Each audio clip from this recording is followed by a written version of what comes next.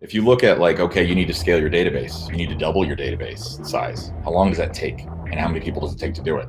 Well, it takes a person, it takes a script, and it takes as long as it takes to stream data. Like that's the kind of thing that in the Cassandra ecosystem, we start to kind of take for granted when in reality, it's really, really unique.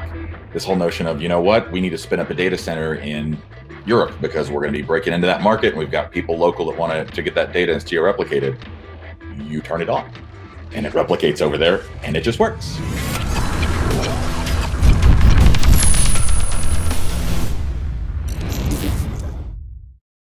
Welcome everyone to another really cool episode for Accelerate. And today, one of my favorite topics, we're going to be talking about Cassandra 4.0, and really how it's built for just building modern applications. Cloud native applications are taking over everything. And wouldn't it be amazing if you'd use Cassandra, because it's really built to do that. I have a really cool panel today. People that have been doing this for a long time. We're going to talk about what this means, how it works, but it's going to be a quick discussion, of course, but hearing from people that have done this, engineers that are out there doing it, and what we're excited about, what we're going to look forward to, what it means to the world as we start looking forward to 4.0 and what's happening with cloud native applications. So first on the panel today, Stacy Riddle. Stacy we had a great conversation yesterday about how every time she has a job, she keeps running into Cassandra. And so she's been going to Cassandra summits for a long time. She's been working on Cassandra in a lot of places. She runs platform data at Pantheon, the infrastructure that runs infrastructure at Pantheon, software engineer, experience with all kinds of great distributed systems. So welcome, Stacy, to our panel. Thank you. It's great to be here. And next up is Helena Edelson. Where do I even start? I've known Helena for a long time, but she has been working on so many important distributed systems. She's a committer on Akka, worked on the Akka team at Lightbend. She's a committer on Spark, Cassandra Connector. She worked on PhiloDB, Cassandra. She's worked at all the cool distributed companies like Lightbend, Apple, CrowdStrike, DataStax, VMware. She's working on a project that has very little to do with tech, but of course, it always has something to do with tech. So we'll talk about that in a little bit. Welcome, Helena. Thanks. And Alice Latini, who works at DataStax now. She's been working at DataStax since 2015 as a solution architect, principal architect for 4 years. She's one of the engineers that I always go to when I want to know, just give me the real deal. How does this work? Because she's out there getting it done every single day as a consultant. She's worked on all parts of Cassandra, Spark. She's worked on graph databases. She's been a technical architect. So welcome, Alice. We're really happy to have you today. Thank you. I'm really happy to be here. And last but not least, Josh McKenzie. He's been a senior engineer here at DataStax for quite a while, since 2014. He's also a really key component of what's happening on the Apache Cassandra project. You'll see him quite a bit on the mailing list and in Jira's. He's been a committer on the Apache Cassandra project and also part of the project management committee. When it comes to the deep, dark internals of Cassandra, he probably knows more than a lot of folks, and I'm sorry to say that. But welcome to the panel, Josh. Thank you, Patrick. Happy to be here. So let's start us off. Where did everyone get their first introduction to Cassandra? It's always like, your first shot at it. And it's always a great origin story, but when you heard of it and how you used it. So Josh, since I just called you out, I'm gonna give you that first shot. Yeah. How about you? It was about 7.5 years ago now, I think. I'm starting to feel like I've been on this product a long time. I came on board to a company to backfill for somebody that had left to go work on Cassandra. And there was a system that was running on Cassandra that just kind of worked. And it was one of those things where it did its business every day. It had no problems every day. And it was one of those, like, if it ain't broke, don't fix it. Where everybody's just like, leave it alone. It works perfectly and has for years at that point. So to my knowledge, it's still going strong. And that was kind of my introduction to what Cassandra presented for applications running on top of it. Started fiddling around with that, stayed in contact with that individual, Jeremiah, was working on the project, and kind of slowly got sucked into the project and ecosystem and was working on it within a couple of years. And 6.5 years later, here I am. And you were the guy who was working on Windows and Cassandra first, too. Hey, man, it worked really well. I benchmarked it faster than on Linux, and that's why I dropped the mic. And I was like, yep, we're good. Awesome. All right. Well, I'm sorry to throw the Windows part in there.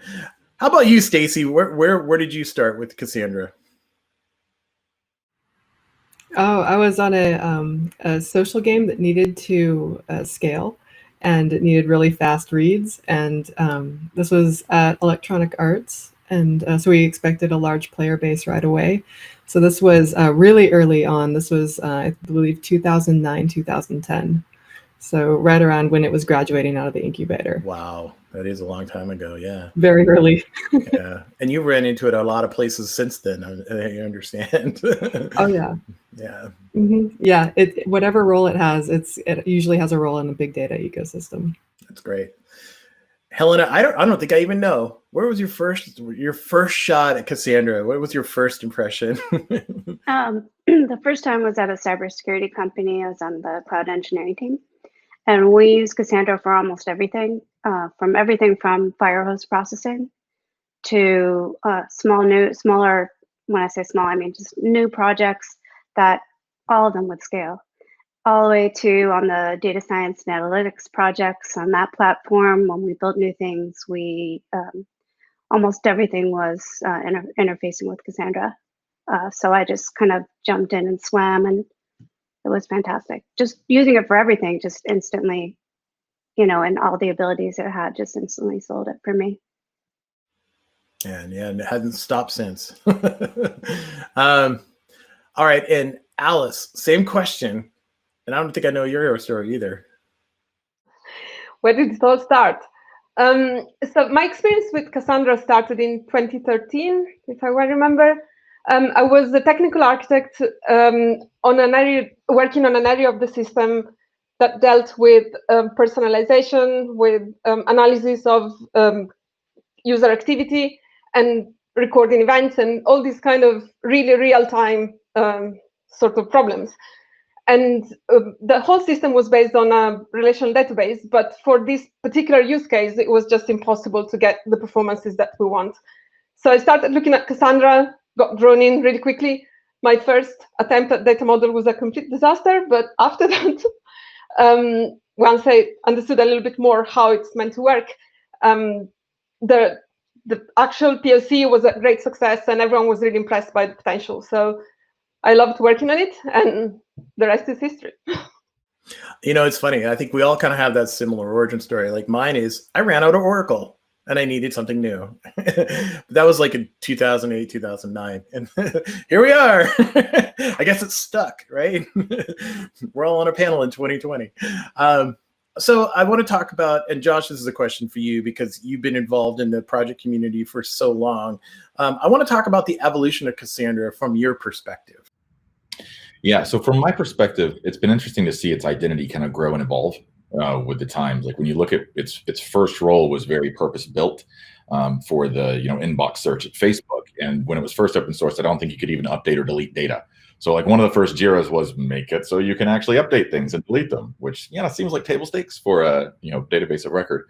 But that wasn't really its identity then, right? And its identity evolved, and then you got a significant amount of Thrift work in there, and that evolved into CQL kind of taking the forefront as the API that people got to know. And so over time, we've seen like the core pillars of what Cassandra is in terms of the Dynamo aspect of its personality and its availability and its scalability, elasticity, and the big table aspect, which is stored giant amounts of data and all those aspects. Like those have remained constant, but the identity surrounding that has kind of evolved with applications and as times have changed. So it's been pretty cool to see. Yeah. So Stacy, I mean, I'd like to hear your perspective as well, because you did start early with Cassandra, really early. But that, and like you've been also a strong part of the community. What have you seen over the several years? Well, yeah, I remember just bringing up the first conference that I went to. It was, I remember going to that distinctly looking for any way to interface with a database other than Thrift. That was my purpose. And to meet anybody that had tips and tricks about, anything easier to work with this. And it was, early days. It was, it was definitely, it took a level of expertise to work with it. So using it as your general database for an app was pretty ambitious. It was kind of like you pick one car and somebody steps forward and picks Formula One racer for your daily vehicle. So yeah, it's since then, it's just been amazing. You know, I thought that would be a large hurdle to get over because, you know, just the usability, but that it has actually done that. And it's now with CSQL, it's really difficult to tell the difference actually between using that and using like MySQL or something. So it's pretty amazing how it's grown and matured. So Stacy, I also want to ask you about the evolution of community because you've been involved in it for a long time. And that's one of the more interesting things about Cassandra is how this community has grown. What about that? Yeah, it's definitely become more inclusive in terms of the amount of tech background that you need, especially in data engines and distributed systems. It's kind of it went from expert level, had the lowest learning hurdle, to now it's definitely more approachable as a data system. So the community is larger, and it's yeah, it's really it's a more accepted database in terms of using it. It's almost, I don't want to call it mainstream. It sounds like a bad thing, but it's definitely approaching that. It's yeah. Oh yes, you touched on mainstream, and I think that's it is a mainstream database. I mean, it's very well used. But Helena, this is something we've talked about quite often. It's like, you know, we hear that Cassandra is super hard to use. It's the database of last resort. Why does it have that reputation? What can you talk about that? Well, first of all, I consider it my go-to. So I'm on the opposite end of the spectrum. Literally, I think a lot of what I've seen, because I've worked at some companies that do customer support for a lot of our products that interface with Cassandra. And so we'll help them through their growing pains, which I think is a lot of the problem. They jump into it from the dev team and maybe haven't taken any time to understand what their actual usage is going to be. So, you know, designing the data model and understanding how important that is up front, because it just literally saves you so much time in the future, going forward as you scale everything. And then they'll have growing pains in terms of, you know, getting through proof testing into production for the first time, and you know, interfacing with, it's usually like networking problems or things like that. And it's never really, in the end, it's never really a Cassandra problem. It's more like an organizational, just like getting all the, you know, pathways lined up. But there is some learning curve, but I don't think it should ever be a blocker. And I think it's really important with Cassandra to think about starting with it. Don't start with like MongoDB and say, I just want something easy. And when we get to the point of needing to scale, we'll get to Cassandra. Just start with Cassandra, because that's, I think, the best way to go forward. Well, this is where I'm going to bring in Alice, because this is her world for sure. It's like, Alice, what do you think is the one thing you wish more people knew about Cassandra, or what makes Cassandra easy? So surely, as Stacy was saying, Cassandra query language, that is CQL, is now very similar to SQL. So it is really approachable. And many times people have memories of Thrift or more complex ways to interact with it. Really, it's very easy to get started. But I would probably turn the question around a little and say, what does Cassandra make easy? You know, what is the thing that really buys you? And for me, the discovery of built-in replication was a revelation, really. Because lots of times you have to bolt on some other additional solutions to take your data where you want it, to make sure that you have other copies somewhere else for any purpose. And Cassandra does that because that's how it works. It's really built in its own right logic. So this will simplify architecture a lot. This will buy people a lot more power and possibilities. So I would really love for people to be more aware of it. And I'm going to ask the same question to you, Josh. I mean, this is part of the community that we're building as a project community. It's like, you know a lot about Cassandra, but what do you wish people knew more about? Well, yeah, I know a thing or two. Things. Within the last year, it hit me where it was like, we don't spend a lot of time kind of focusing on the superpowers you get from Cassandra. We spend a lot of time figuring out like the interfacing with it, the things you got to learn, the ramp up. But If you look at like, okay, you need to scale your database, you need to double your database size. How long does that take? And how many people does it take to do it? Well, it takes a person, it takes a script, and it takes as long as it takes to stream data. Like that's the kind of thing that in the Cassandra ecosystem, we start to kind of take for granted when in reality, it's really, really unique.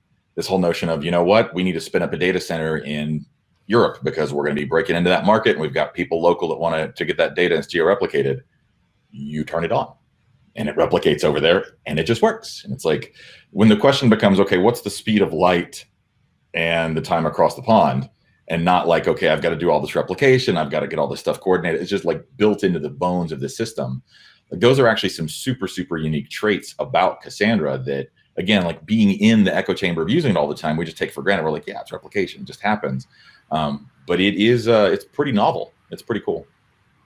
Yeah, it is true that I personally have always loved that factor just because I've used the other systems and tried to make what's really easy in Cassandra. So it's just so difficult in other databases. And that's, sometimes we forget that there's magic in there too. Thank you, Dynamo Paper. Stacy, I'm going to ask you, with your experience with Cassandra, what are the core strengths that have allowed companies like Pantheon to be successful with it? I mean, it's really, I mean, we're hearing like, yeah, it makes the hard things easy, but like, what do you think about the core strengths? I would say the flexibility with respect to handling JSON data, the replication. It's very approachable for a startup to start with that, with the ambitious goals of going live. And it's there's not like a growth hurdle to go over from dev into production, and then it scales with your market and your customers. So it's just really, especially it allows the team to be agile, to stay small, to not focus on infrastructure. Every time that we feel like we have a data issue, it's never Cassandra. I'm always thinking it might be a network issue, on the cloud. It might be something like that. It's very easy. Setting up replicas is amazing. It allows you to handle security, which a lot of startups don't think about that up front. There's, you can, because you can isolate, end users onto different replicas. So you can set one up for your data team. You don't have to worry about them mucking around on the production servers. I've seen a lot of that. So it's a really, really great general purpose system actually to have at the center of your infrastructure for data storage. So Josh, I mean, I want to talk to you about on the community side, the diversity of contributions. I mean, what's happening there with like how we're seeing this the community grow and what's happening there with especially with the types of features and just how many people get involved. Yeah, for sure. This has been an interesting thing to kind of watch evolve over the last few years. One of the things you don't commonly see is user-driven projects in open source. Oftentimes they'll have like a vendor backing it who then has the open core model and all the other things they do. But having users of the platform be the primary contributors is something somewhat novel. That's actually been the case for Cassandra over the course of the last few years. A lot of the bigger users have stepped up, some of the biggest company names in the world, to contribute to Cassandra and work on the features and work on stabilization for that upcoming release. And it's been interesting to see. It surprised me because I was looking at the data in the last couple of weeks. By lines of code, the big features come from people who are working on the project full-time, as you'd expect, like they're sponsored to work on it. But in terms of the raw human count of people involved in Cassandra, the vast majority are just people out there, developers that are using it, people that have an itch to scratch. So there's a really, really broad, diverse set of individuals that are contributing, 2-3 tickets over the course of the last few years. And when you have 70, 80, 90, 100 of them, that really piles up. So it's been pretty cool to see. For 4.0, the kind of big pushes that we've seen in terms of its identity is really about kind of 3 pillars. One is the elasticity of the system. So scaling is going to be significantly faster.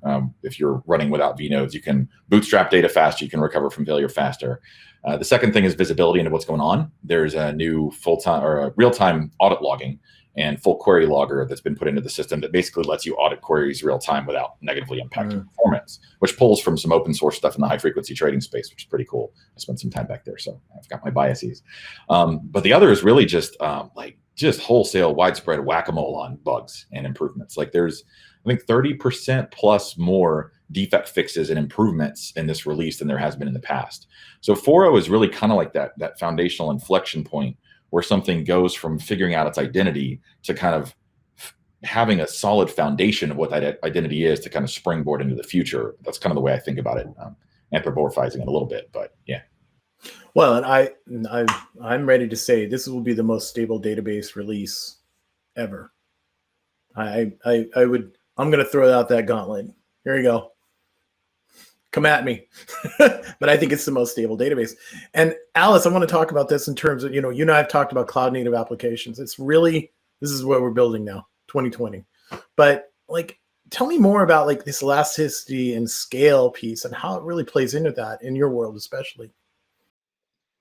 Well, when you start with a use case and with a system that starts out with a certain size and then picks up and becomes even more successful, that's a very good problem to have.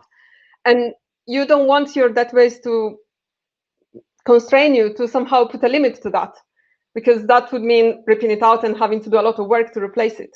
So being able, I often describe Cassandra as a modular database because you can add nodes as you need them and you can grow it as you want.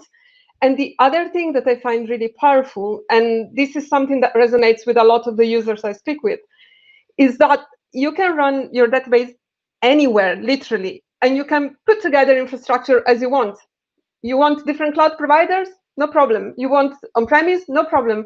So this ability to scale and to run anywhere, wherever you have connectivity, you can run Cassandra. That's extremely powerful because it gives you a flexibility and a level of really choice that you probably have never had before. So I would say that this is one of the unique points that really makes Cassandra very powerful. And Stacy, I same question to you, really. I mean, you work with developers every day that have to do this, but your perspective would be, what do you think about this? And as the future goes, the next 10 years, so to speak. Yeah, that's, I was just thinking of this is more of like I have to call out to the team at Pantheon being amazing at this, but just like Alice was saying, we literally moved the Cassandra. I mean, we've been building on Cassandra since the start of the company, and we moved, we're definitely multi-cloud. We're also run our own servers, and we've moved it around on everything basically. And the team has been called out from each of the cloud providers, even saying, wow, we've done the fastest migrations. And I think just picking technology like Cassandra that moves around pretty easily helps us get those types of kudos. But hold definitely on. You moved clouds with no downtime? Yeah. The team at Pantheon's pretty amazing. That's pretty cool. So, all right, Matt, yeah. Pantheon crew, and you, Stacy.